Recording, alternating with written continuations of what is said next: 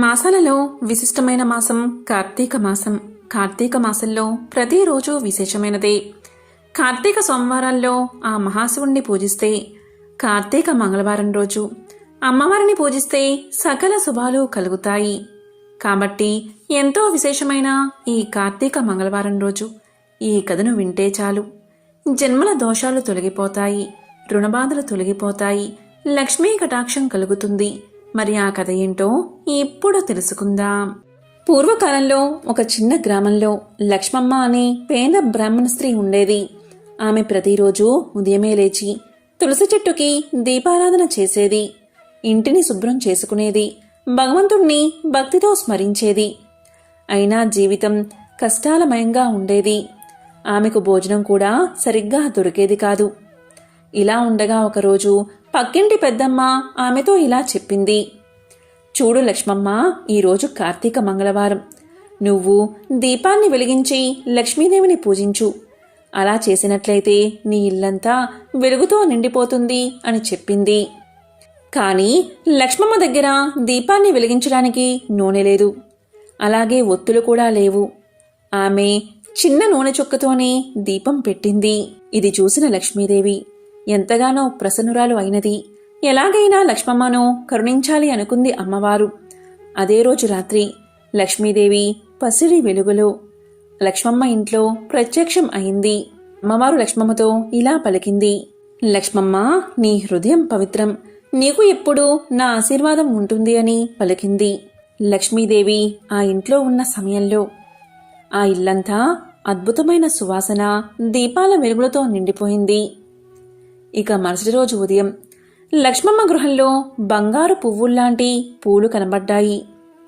అవి చూసిన లక్ష్మమ్మ ఎంతో ఆనందంతో కొన్నిటిని అమ్మేసి కొంచెం ధనాన్ని కూడబెట్టుకుంది. కానీ ఆమె ఆ ధనాన్ని వృధా చేయకుండా ప్రతి మంగళవారము దీపాలు వెలిగించి పేదవారికి అన్నం పెట్టేది. ఆమె భక్తిని చూసి గ్రామంలోని ఇతర స్త్రీలు కూడా కార్తీక మంగళవారం దీపారాధన మొదలుపెట్టారు.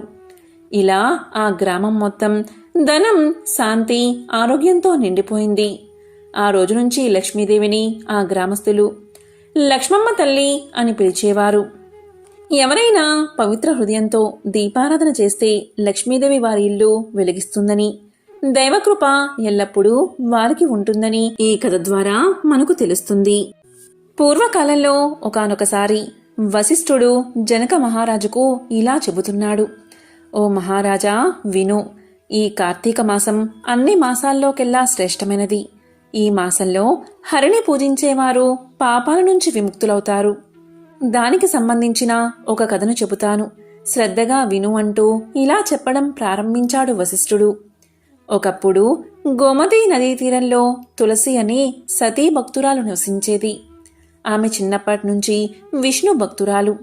ఆమె ప్రతి ఉదయం స్నానం చేసి తులసి మొక్క ముందు దీపాన్ని వెలిగించి ఓం నమో నారాయణాయ, ఓం నమో నారాయణాయ అని నామాన్ని జపం చేసేది. ఆమె భక్తిని చూసి గ్రామంలోని ప్రజలంతా ఎంతో ఆనందించేవారు. ఆ తులసీదేవికి ఆస్తి అంటూ ఏమీ లేదు, కానీ భక్తి అపారం. వంటకు కొద్దిపాటి ఆవాలు, పాలు ఉన్నా ముందుగా హరికే నైవేద్యం పెట్టేది. ఆమె భర్తకు ఇది అంతగా అర్థం కాలేదు. అతను ఒకరోజు భార్యతో ఇలా అన్నాడు.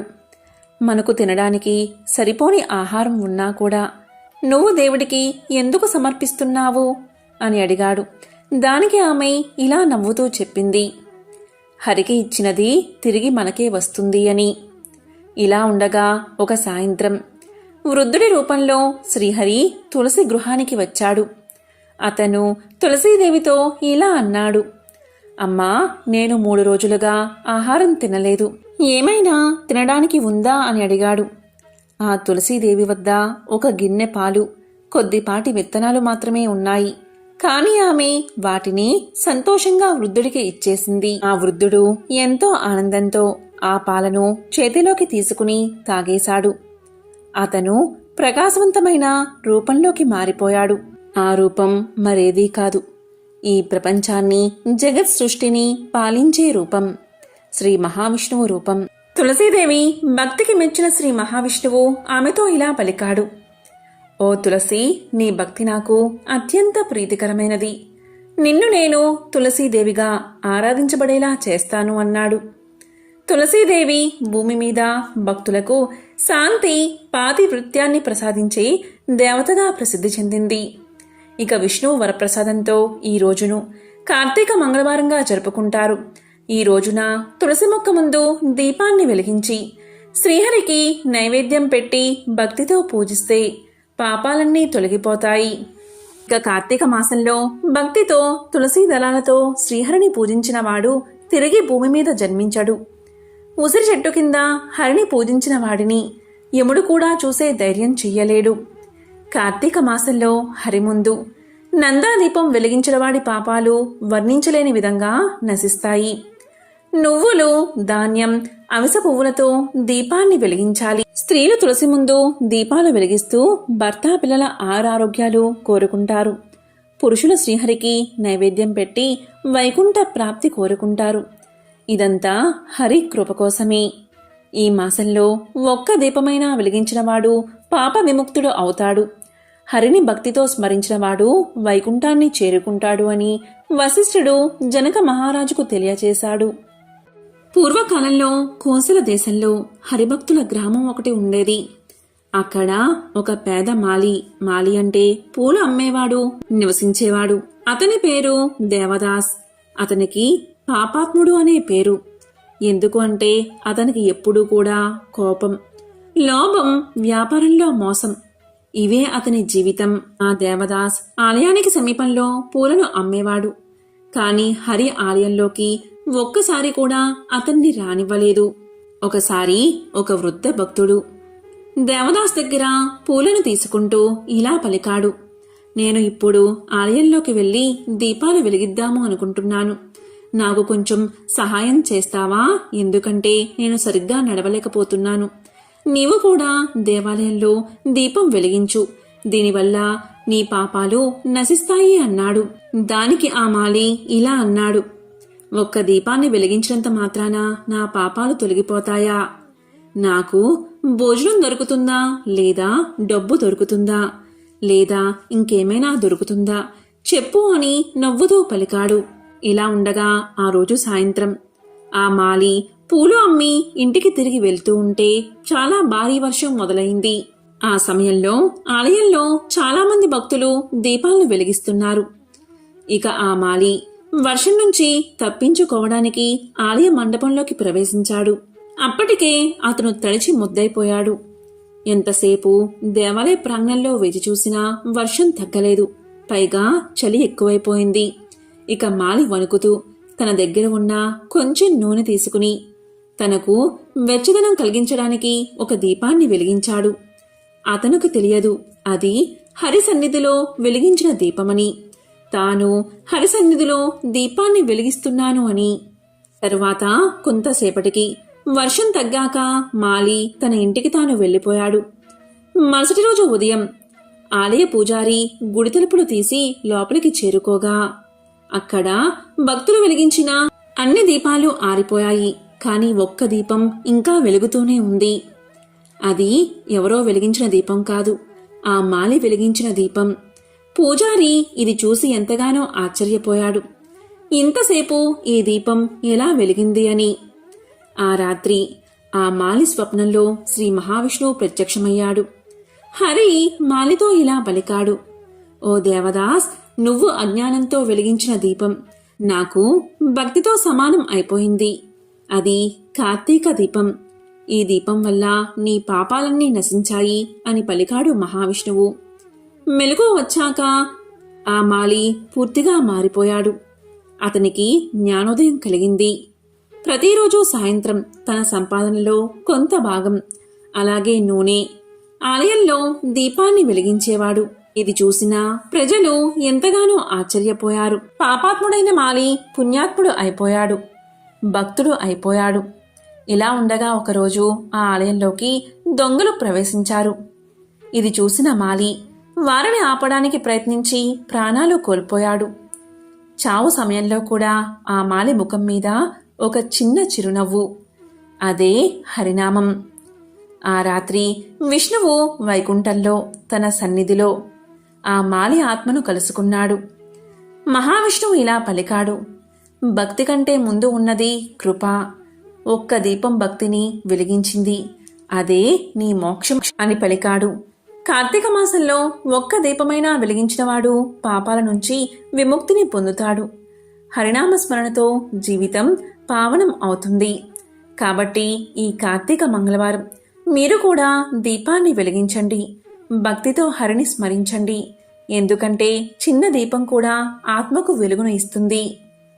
స్త్రీల మాటలకు వాక్శుద్ధిని కలిగించే నోముగా చెప్పబడిన కార్తీక మంగళవారపు నోము గురించి ఇప్పుడు తెలుసుకుందాం. ఈ కథను విన్నంతనే సకల దరిద్రాలు తొలగి సకల శుభాలు కలుగుతాయి. మరి ఆ కథ ఏంటో ఇప్పుడు విందాం.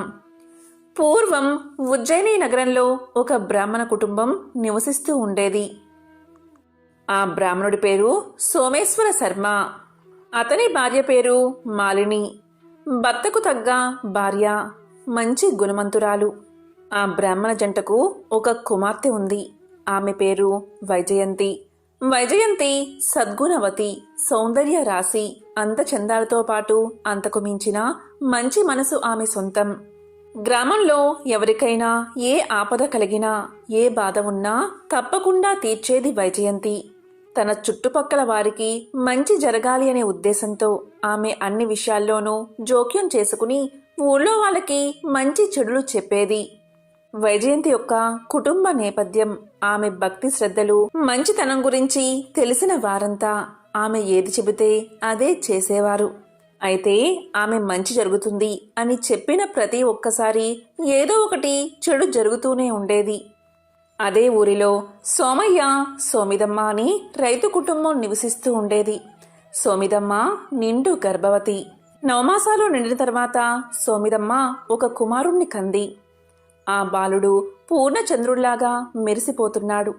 చక్కటి అందం, చక్కని చిరునవ్వుతో చూసేవారికి ఎంతో ఆనందం కలిగిస్తున్నాడు ఆ బాలుడు. సోమయ్య, సోమిదమ్మ దంపతులు ఆ బాలుడికి 11 రోజులు పూర్తి కాగానే వైజయంతి దగ్గర ఆశీర్వాదం తీసుకోవడానికి వైజయంతి యొక్క ఇంటికి చేరుకున్నారు.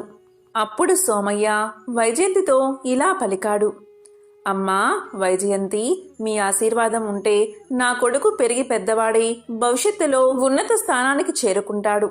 మీ మనసు మంచి మనసు. నా కొడుకును ఆశీర్వదిస్తారని ఇక్కడికి తీసుకువచ్చాను. నా కొడుకును ఆశీర్వదించు తల్లి అని అన్నాడు. దానికి వైజయంతి ఎంతగానో సంతోషించి ఆ బిడ్డను దీర్ఘాయుషుడుగా ఉండమని దీవించింది. కొంత ధనాన్ని కూడా సోమయ్య దంపతులకు ఇచ్చింది. దీంతో సోమయ్య దంపతులు ఎంతగానో ఆనందించి బిడ్డను ఇంటికి తీసుకుపోయారు. బిడ్డను ఇంటికి తీసుకువెళ్లిన మరుక్షణమే బిడ్డడు మృత్యువాత పడ్డాడు. దీంతో సోమయ్య దంపతులు కన్నీరు మున్నీరుగా విలపించారు. ఇది చూసిన చుట్టుపక్కన వారంతా వైజయంతి దీవించడం వల్లే ఇలా జరిగింది అని వైజయంతిని ఎంతగానో తిట్టుకున్నారు. ఈ విషయం తెలిసిన వైజయంతి ఎంతగానో బాధపడింది. మానసిక క్షోభకు గురయ్యింది. ఆమె ఎంతగానో విచారపడి పార్వతీ అమ్మవారికి నమస్కారం చేసి ఇలా పలికింది, అమ్మా, నన్ను ఎందుకు పరీక్షిస్తున్నావు? నేను ఎప్పుడూ కూడా ఏ తప్పు చేయలేదు, ఎవరినీ నిందించలేదు, ఎవరినీ బాధ పెట్టలేదు. నేనెప్పుడూ కూడా ఇతరులకు మంచి చెయ్యాలనే చూశాను. ప్రతి ఒక్కరికి కూడా మంచి జరగాలన్నదే నా ఉద్దేశం.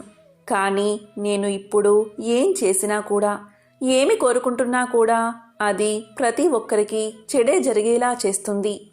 దానివల్ల నాకు ఎంతగానో బాధ కలుగుతుంది అని పార్వతీదేవికి తన బాధను విన్నవించుకుంది. తన భక్తురాలు బాధను చూడలేకపోయినా పార్వతీదేవి సదాశివుడితో సహా అక్కడ ప్రత్యక్షమైంది. చూడమ్మా వైజయంతి, నీవు చాలా మంచిదానివి, నీవు బాధపడుకో అని ఓదార్చింది. అప్పుడు ఇలా పలికింది అమ్మవారు, వైజయంతి, కార్తీక మంగళవార నోము నోచుకో. దానివల్ల వాక్శుద్ధి కలుగుతుంది. ఫలితంగా నువ్వేం చెప్తావో అదే జరుగుతుంది అని తెలియచేసింది. అదేవిధంగా విధి విధానాలను ఇలా చెప్పింది. కార్తీక మంగళవారం రోజు సూర్యోదయానికి ముందే నిద్రలేచి తలారా స్నానం చెయ్యాలి. పూజాగదిని, ఇంటిని శుభ్రం చేసుకోవాలి. గుమ్మానికి తోరణాలు కట్టాలి. గడపకు పసుపు కుంకుమలతో అలంకరణ చేసుకోవాలి. అదేవిధంగా పూజా మందిరంలో కుమారస్వామి యొక్క వెండి ప్రతిమను ఉంచి ఆ స్వామిని షోడశోపచారాలతో పూజించాలి. స్వామివారికి తీపి పదార్థాలను నైవేద్యంగా సమర్పించాలి. ఈ విధంగా 18 వారాల పాటు నోము నోచుకుని ఆ తర్వాత బ్రహ్మచారిగా ఉన్న ఒక బ్రాహ్మణుణ్ణి పిలిచి కుమారస్వామి ప్రతిమతో పాటు వాయనం ఇవ్వాలి అని అమ్మవారు తెలియచేసింది. ఇంకా పార్వతీదేవి ఇలా పలికింది, రేపే మంగళవారం, రేపు ఉదయమే కార్తీక మంగళవారపు నోము నోచుకో. నోము పూర్తయిన తర్వాత ఆ అక్షింతలను ఆ బాలుడి మీద చల్లు. వెంటనే ఆ బాలుడు తిరిగి జీవిస్తాడు అని ఆశీర్వదించి అమ్మవారు అంతర్ధానమయ్యింది. దాంతో వైజయంతి ఆ ఆది దంపతులకు నమస్కారం చేసి కార్తీక మంగళవారం రోజు నోమును నోచుకుంది. పూజాక్షింతలను ఆ కుమారుడి మీద చల్లగానే ఆ బాలుడు తిరిగి పునర్జీవితుడు అయ్యాడు. అప్పట్నుంచి ఊళ్ళో వాళ్ళందరూ తమ బాగుకొరి వైజయంతి ఏది చెబుతుందో అదే జరుగుతూ ఉండడంతో అందరూ కూడా ఆమెను మరింత అభిమానంగా చూసుకోసాగారు. స్త్రీల మాటలకు వాక్శుద్ధిని కలిగించే నోముగా కార్తీక మంగళవారం నోము ప్రసిద్ధి చెందింది. నోము అంటే మనసుని కేవలం భగవంతుడిపైనే లగ్నం చేసి స్వామిని పూజించి ధ్యానం చేసేదే నోము. మరి ఎంతో పవిత్రమైన ఈ కార్తీక మంగళవారం రోజు శివకేశవులతో పాటు లక్ష్మీదేవిని ఆరాధిస్తే ఎనలేని లక్ష్మీ కటాక్షం కలుగుతుంది. మరి ఈరోజు ఆ అమ్మవారికి సంబంధించిన ఒక విశేషమైన కథను ఇప్పుడు విందాం. ఒకసారి నారాయణుడు లక్ష్మీదేవితో ఇలా పలికాడు, దేవి, ప్రజల్లో ఎంతో భక్తి పెరిగింది. అందరూ నారాయణ నారాయణ అని జపిస్తున్నారు అని చెప్పాడు. ఆ మాటలు విన్న లక్ష్మీదేవి ఇలా అంది, నాదా, అది మీకోసం కాదు, నా కరుణా కటాక్షం కోసమే మీ మీద భక్తి పెరిగింది అని పలికింది. అప్పుడు మహావిష్ణువు ఇలా అన్నాడు, అయితే జనులంతా లక్ష్మీ లక్ష్మీ అని ఎందుకు జపించడం లేదు అనగా లక్ష్మీదేవి ఇలా సమాధానం చెప్పింది, అలా అయితే నాదా, ఓ పరీక్ష పెడదాం భక్తులకు అంది. సరే అన్నాడు నారాయణుడు. నారాయణుడు బ్రాహ్మణ రూపం ధరించి ఒక గ్రామంలోని గ్రామాధికారి ఇంటి తలుపు తడతాడు. అప్పుడు గ్రామాధికారి తలుపు తెరిచి, మీరు ఎవరు, ఎక్కడి నుండి వచ్చారు అని అడుగుతాడు. దానికి ఆ బ్రాహ్మణుడు, నా పేరు లక్ష్మీపతి, మీ నగరంలో హరికథ చెప్పాలని అనుకుంటున్నాను అన్నాడు. వెంటనే గ్రామాధికారి, అలాగా, మహాభాగ్యం, మీరు మా ఇంట్లో ఉండండి అన్నాడు. మొదటి రోజు 10 మంది వస్తారు. రెండవ రోజు, మూడవ రోజుల్లో మరింత పెరిగి కూర్చోవడానికి స్థలం లేక నిలబడి భక్తితో వింటూ ఉంటారు. ప్రజల భక్తిని చూసిన శ్రీహరి ఎంతో సంతోషపడతాడు. ఆ సమయంలో లక్ష్మీదేవి ఒక వృద్ధురాలిగా మారి ఆ గ్రామానికి వచ్చి ఇంటికి తాళం వేసి హరికథకు వెళ్తున్న స్త్రీతో ఇలా పలికింది, అమ్మా, దాహంగా ఉంది, కొంచెం నీళ్లు ఇవ్వమ్మా అని అంటుంది. దానికి ఆమె, అమ్మా, నేను హరికథ వినేందుకు వెళ్తున్నాను అని సమాధానం చెప్తుంది. దానికి లక్ష్మీదేవి, నాకు కొంచెం నీరు ఇవ్వు, నీకు అమితమైన పుణ్యం లభిస్తుంది అని అడగ్గానే కాదనలేక ఆ స్త్రీ తాళం తీసి ఇత్తడి చెంబుతో నీళ్లు ఇస్తుంది. లక్ష్మీదేవి నీరు తాగి ఆ చెంబు తిరిగి ఆ స్త్రీ చేతికి ఇవ్వగానే ఆ చెంబు బంగారు చెంబుగా మారిపోతుంది. అది చూసి ఆ స్త్రీ ఆశ్చర్యపోయి 2 చేతులను జోడించి, ఎంత మహిమగల తల్లివి, నీకు ఆకలి వేస్తుందేమో, ఉండు, అన్నం పెడతాను అంటుంది. దానికి వృద్ధురాలు, లేదు, నాకు ఆకలిగా లేదు అంటూ అక్కడ్నుంచి వెళ్ళిపోతుంది. ఆ స్త్రీ హరికథకు వచ్చి ఆ సంగతి ఆమె చుట్టుపక్కల ఆడవారికి చెబుతుంది. దాంతో స్త్రీలందరూ మధ్యలోనే లేచి వెళ్ళిపోతారు. మరుసటి రోజు నుంచి హరికథకు వచ్చేవారి సంఖ్య గణనీయంగా తగ్గడంతో లక్ష్మీపతి ఇలా అంటాడు, భక్తుల సంఖ్య ఎందుకు తగ్గుతుంది అని. దానికి గ్రామాధికారి, ఎవరో ఒక మహిమగల తల్లి గ్రామానికి వచ్చింది. ఆమె ఎవరింటికైనా వెళ్లి ఏ వస్తువులు తాకినా లేదా తిన్నా ఆ వస్తువు బంగారంగా మారుతుంది అన్నాడు. అప్పుడు నారాయణుడికి వచ్చింది లక్ష్మీదేవే అని అర్థమైంది. గ్రామాధికారి కూడా ఆ వృద్ధురాలి దగ్గరకు పోయి ఇలా అన్నాడు, అమ్మా, నేను హరికథ నిర్వహిస్తున్నాను, మీరు నా ఇంటిని ఎందుకు విడిచిపెట్టారు అని అన్నాడు. దానికి ఆ వృద్ధురాలు, మీ ఇంటికే నేను మొదట వచ్చాను. మీ ఇంట్లో హరికథ చెప్పేవారు ఉండడంతో నేను రాలేదు. అతను వెళ్ళిపోతే నేను వస్తాను అని చెప్పింది. వెంటనే గ్రామాధికారి, నేనిప్పుడే వారికి ధర్మశాలలో గది ఇస్తాను అని వృద్ధురాలతో పలుకుతాడు. ఆ రోజు హరికథ పూర్తయిన తర్వాత లక్ష్మీపతి తన ఇంటికి వచ్చిన వెంటనే గ్రామాధికారి ఇలా అంటాడు, ఇక మీరు ధర్మశాలలో ఉండండి, అక్కడ అన్ని ఏర్పాట్లు పూర్తయ్యాయి అంటాడు. ఇంతలో లక్ష్మీదేవి వచ్చి గ్రామాధికారిని, మీరు బయటకు వెళ్ళండి, నేను వారితో మాట్లాడతాను అంటుంది. గ్రామాధికారి బయటకు వెళ్ళగానే లక్ష్మీదేవి ఇలా పలుకుతుంది, ప్రభు, ఇప్పుడు ఒప్పుకుంటారా? భక్తులు మీకోసం కాదు, నాకోసమే మీ నామం జపిస్తున్నారని అని అంటుంది. వెంటనే నారాయణుడు, అవును, ఇదంతా నీ ప్రభావమే, కాని నీవు నా కోసం వైకుంఠం విడిచి వచ్చావు. ఎక్కడ నా కథలు చెబుతారో అక్కడే నీవు ఉంటావు అని నారాయణుడు చెప్పి వైకుంఠానికి వెళ్ళిపోయాడు. ఆ తరువాత ప్రతి ఒక్కరూ తమ ఇళ్లలోకి ఈ తల్లి రావాలని కోరుకుంటారు. అప్పుడు లక్ష్మీదేవి అందరితో ఇలా చెబుతుంది, నేను కూడా వెళ్తున్నా, నారాయణుడు ఎక్కడ ఉంటే అక్కడే నా నివాసం.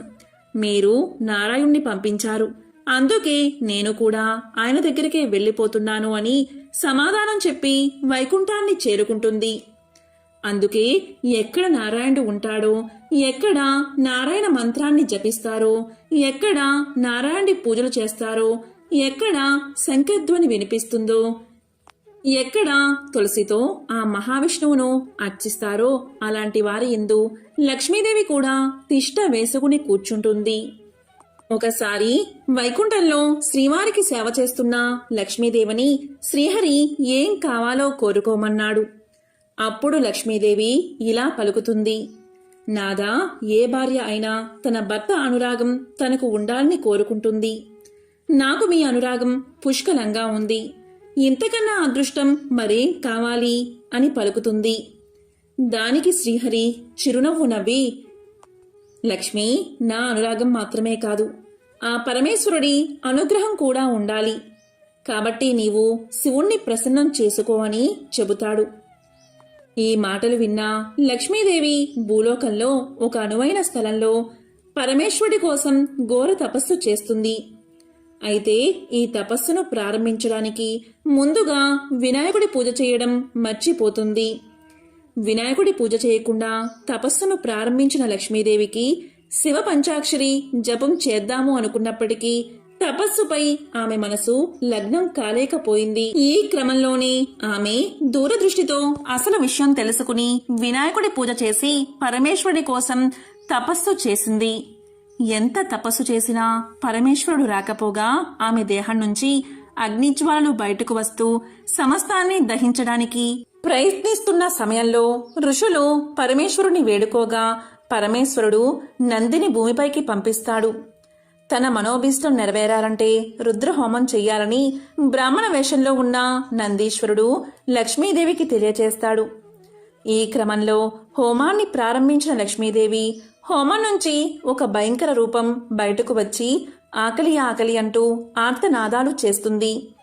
ఆ సమయంలో లక్ష్మీదేవి తన వామవాగపు స్తనాన్ని ఖండించి అక్కడ సమర్పించగా దానితో పరమేశ్వరుడు ప్రత్యక్షమై లక్ష్మీదేవి భక్తికి మెచ్చి లక్ష్మీదేవి వక్షభాగంలో ఎలాంటి లోపం లేకుండా చేసి ఏం వరం కావాలో కోరుకోమంటాడు. అప్పుడు లక్ష్మీదేవి ఇలా పలుకుతుంది, పరమేశ్వర, అన్ని వేళలా నాకు నీ అనుగ్రహం కావాలి అని కోరుకుంటుంది. దానికి పరమేశ్వరుడు తదాస్తు, నీవు విష్ణు వక్షస్థలంలో స్థిరంగా ఉంటావు అని వరాన్ని ఇవ్వడం వల్ల లక్ష్మీదేవి విష్ణుమూర్తి వక్షస్థలంలో కొలువై ఉంది. పూర్వం అవంతి నగరంలో ధర్మయ్య, శ్యామల అనే దంపతులు ఉండేవారు. ధర్మయ్య వడ్రంగి పని చేసుకుంటూ జీవితం గడిపేవాడు. ఆ దంపతులకు 3 కుమార్తెలు. 1 సంవత్సరం కరువు కాటకాలు వచ్చి ధర్మయ్యకు పని దొరకక ఇల్లు గడవడానికి కూడా చాలా కష్టపడ్డాడు. ఆ తరువాతి సంవత్సరం కూడా కరువుతో దేశమంతా అల్లాడిపోయింది. ప్రజలందరూ తిండి గింజలు దొరకక నానా ఇబ్బందులు పడ్డారు. ఇక ధర్మయ్య పరిస్థితి ఇంకా దారుణంగా ఉంది. తినడానికి 2 పూటలా భోజనం కూడా దొరకక మరమరాలు తింటూ ఇల్లంతా కాలం గడుపుతున్నారు. కాని ఆ దంపతులిద్దరూ ఇంత కష్టకాలంలో కూడా భగవంతుణ్ణి మరవలేదు. వారి ఇంట్లో తరతరాల నుండి వస్తున్న శ్రీ లక్ష్మీనారాయణ విగ్రహం ఒకటి ఉంది. ఆ విగ్రహాన్ని రోజు భక్తి శ్రద్ధలతో పూజించేవారు. రోజు ఏదో ఒక పదార్థాన్ని తప్పకుండా నైవేద్యంగా పెట్టేవారు. అయితే 2 సంవత్సరాల నుండి కరువు వల్ల ఇంట్లో ఏ పదార్థమూ లేకపోవడం చేత ఈ ఇంటి ఆవరణలోని తులసి మొక్క నుండి ఒక దళాన్ని శ్రీ లక్ష్మీనారాయణలకు భక్తితో కళ్ళుకు అద్దుకుని సమర్పించేవారు. రోజులు ఇలా గడుస్తూ ఉండగా ఒకరోజు రాత్రి 10 గంటల సమయంలో ఎవరో తలుపు తట్టిన శబ్దం వినబడింది. ఈ వేళలో ఎవరు వచ్చి ఉంటారా అని ఆలోచిస్తూ తలుపు తీసిన ధర్మయ్య దంపతులకు మధ్య వయస్కులో ఉన్న ఒక ముత్తైదువు కనిపించింది. ఆమెలో ఏదో ఒక దివ్య తేజస్సు ధర్మయ్యకు గోచరించింది. ఇంత రాత్రివేళ ఇలా ఒంటరిగా వచ్చినా ఈమె ఎవరై ఉంటుందా అని ఆలోచిస్తూ ఉండగా ఆమె వీరితో ఇలా పలుకుతుంది. నాయనా, నేను పొరుగు ఊరు నుండి మా ఊరు వెళుతూ దారి తప్పి ఇటుగా వచ్చాను. రాత్రి కావడం వల్ల దోవ సరిగ్గా తిరగడం లేదు. ఈ రాత్రి మీ ఇంటిలోనే పడుకుని తిరిగి ఉదయాన్నే వెళ్ళిపోతాను అని పలికింది. అప్పుడు ధర్మయ్య దంపతులిద్దరూ ఆమెను లోపలికి రమ్మని ఆహ్వానించారు. అతిథి భగవంతుడితో సమానం కదా, కాని ఆమెకు ఇవ్వడానికి ఇంట్లో ఏమీ కనిపించలేదు. వాళ్ళకి కాసిన్ని మంచినీళ్లు మాత్రమే ఇచ్చారు. ఇంట్లో పడుకోవడానికి ఒక చాప మాత్రమే ఉంది. ఆ రాత్రి ఆమె ఆ చాపపైనే నిద్రించింది. తెల్లవారగానే వెళ్లడానికి సిద్ధమైంది. అప్పుడు ధర్మయ్య దంపతులిద్దరూ ఆమెతో ఇలా అన్నారు. తల్లి, నీవు తేజస్సుతో సాక్షాత్తు జగన్మాత అయిన శ్రీ మహాలక్ష్మిగా ఉన్నావు. నిన్ను ఒట్టి చేతులతో పంపుతున్నందుకు మాకు ఎంతో బాధగా ఉంది అన్నారు వారిద్దరూ. అప్పుడు ఆమె ఇలా పలుకుతుంది. దంపతులారా, మీరు చింతించవద్దు. మీ ఇంట్లో ఉండడానికి ఒప్పుకున్నారు, అదే చాలు అంది. అప్పుడు శ్యామలమ్మ ఆమెకు బొట్టు పెట్టి పంపించింది. ఆమె వెళ్ళిన తర్వాత కాసేపటికి ఇంట్లో ఏదో చప్పుడు వినిపించింది. ఏమిటా అది అని ఇల్లంతా చూడగా శ్రీ లక్ష్మీనారాయణ విగ్రహం వద్ద నుండి శబ్దం వస్తున్నట్టుగా వారు గమనించారు. అక్కడ కొన్ని బంగారు నాణాలు పడి ఉన్నాయి. అప్పుడు ఆ దంపతులకు జరిగిందంతా అర్థమైంది. రాత్రి తమ ఇంటికి వచ్చింది మరెవరో కాదు, సాక్షాత్తు జగన్మాత శ్రీ మహాలక్ష్మి.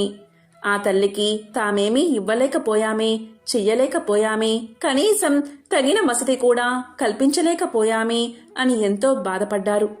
ఆ తల్లిని అనేక విధాలుగా స్తుతించారు. శ్రీ మహాలక్ష్మీదేవి అనుగ్రహం వల్ల కలిగిన ధనంతో పిల్లల పెళ్లిళ్లు ఘనంగా జరిపించారు. జీవించినంతకాలం సుఖంగా జీవించి ఎన్నో సత్కార్యాలు చేసి చివరకు ముక్తిని పొందారు. దీపం లక్ష్మీ స్వరూపం. ధర్మయ్య దంపతులు రోజు శ్రీ లక్ష్మీనారాయణ విగ్రహం వద్ద దీపం వెలిగించేవారు.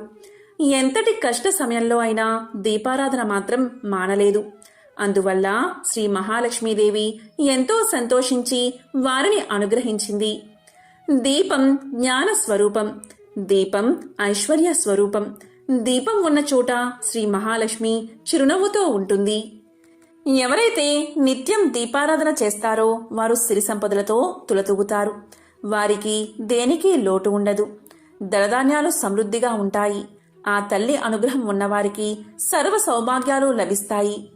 ఓ జగజ్జనని జగన్మాత శ్రీ మహాలక్ష్మి, నీకు ఇవే మా నమస్కారాలు. మంగళప్రదాయిని నీవు, నీకే ఇవి మా ప్రణామాలు. లోకేశ్వరి, నీకు ఇవే మా నమస్కారాలు.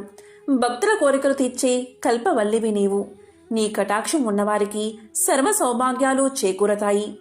దేనికి లోటు లేకుండా జీవితమంతా ఆనందంగా గడుస్తుంది.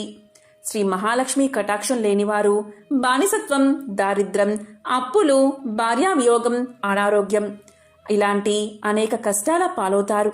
సర్వమంగళ ప్రదాయిని అయిన జగన్మాత ఆరాధించిన వారికి దేవిని దాసదాసీజనం, పుత్రులు మిత్రులు బంధువులు, ఆరోగ్యం, ధనం ధాన్యం, వాహనమని అష్టైశ్వర్యాలు లభిస్తాయి. శ్రీ లక్ష్మీనారాయణలో ఎవరైతే ఎప్పుడూ మనసులో ప్రార్థిస్తూ ఉంటారో వారికి సర్వ సౌభాగ్యాలు కలుగుతాయి. వారికి ఎటువంటి పరిస్థితుల్లో కూడా ఆపద దరిచేరదు. శ్రీ లక్ష్మీనారాయణులు అన్యోన్యమైన జంట.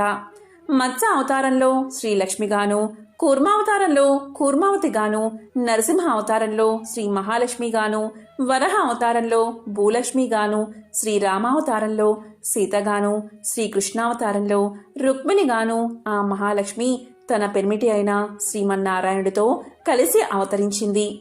ఓం నమో నారాయణాయ. ఓం శ్రీ మహాలక్ష్మియే నమః.